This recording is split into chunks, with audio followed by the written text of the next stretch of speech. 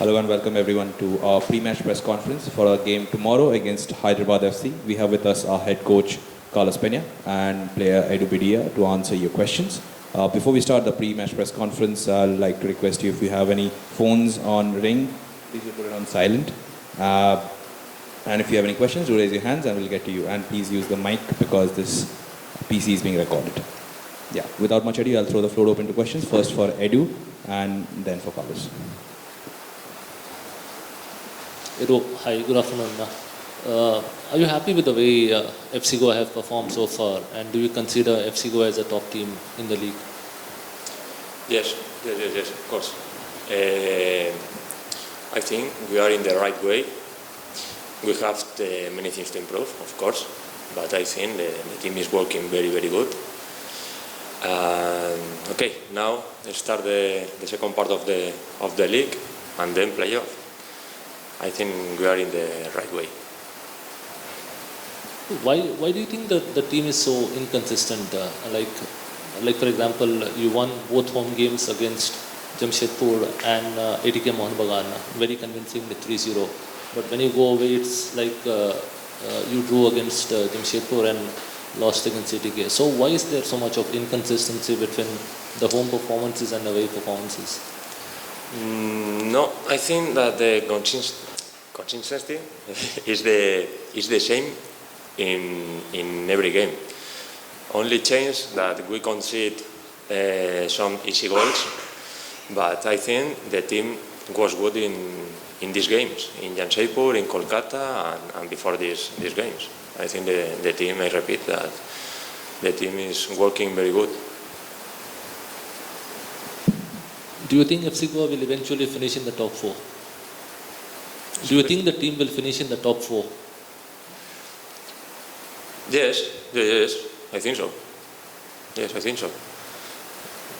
After losing in Kolkata, maybe the people think that FC Goa has problems to be in the top 4 or in the top 6. Okay, but imagine if we won in Kolkata, we are in third position.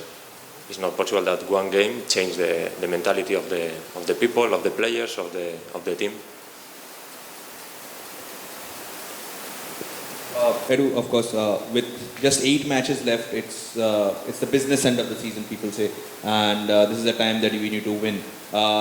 Looking forward to tomorrow's match, how crucial, especially with a team which is also in the top 4, how crucial is the result tomorrow?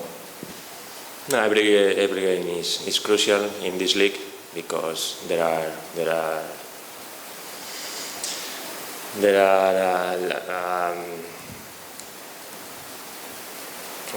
still only 8 games. Now every game is crucial now. I know that Hyderabad is a very good team. It will be a tough game tomorrow, but we are also a very tough team, a very competitive team. I think tomorrow will be a very good game. We of course lost to Hyderabad 1-0 at Hyderabad. What do you think will be the differences from that match and this? And how much have you learned about Hyderabad throughout the season? I think in that match we were better than them.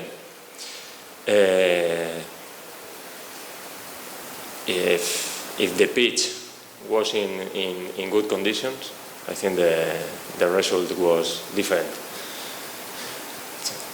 We have to work in the same way.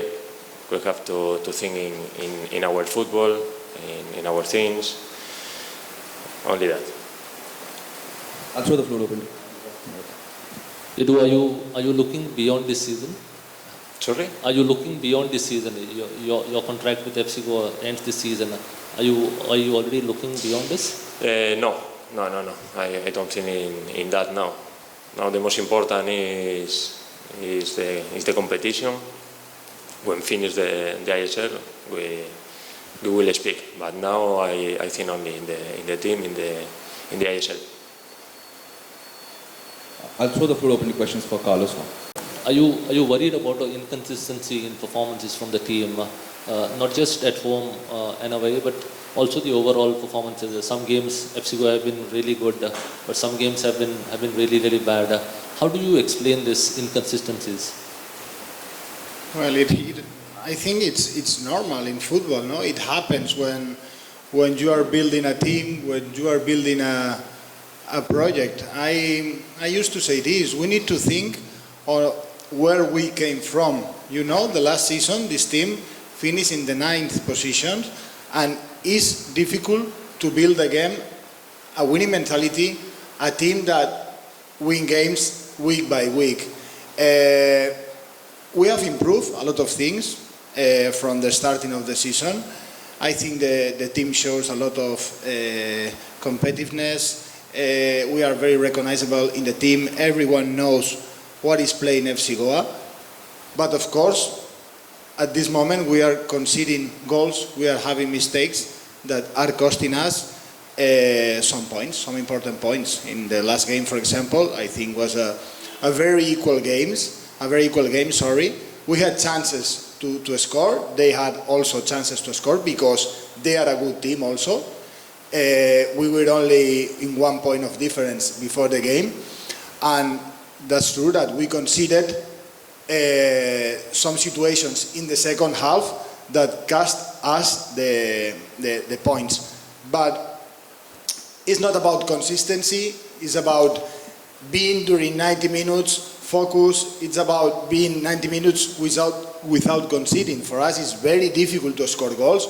We need to do many good things to score goals, and it's important that we give importance to that mistakes. But this is part of the process. This is part of football. As Edu said, I think it's not a moment to do a drama, because if we won in 80K, in Kolkata, we would be now in the 3rd position. So we are in a good way. We are close to the top 4.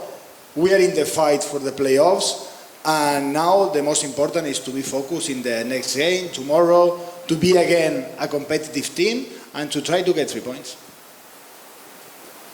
Hyderabad won't be an easy game for you, especially because of the consistency that they have shown all through. So how do you approach this game tomorrow? I told the same in the first game against them. They are, for me, the most consistent team in the league. They have been playing almost together, most of the players, during 3 years with the same coach. They are a team that you see when you watch them playing, that they look as a team. They know how they play. They know each other very, very good. Tomorrow, we must be ourselves. Tomorrow, we must be FC Goa more than ever. You know, playing with our identity, as we did in the first game in Hyderabad. There, I think their one was unfair. We were very close to get at least 1 point.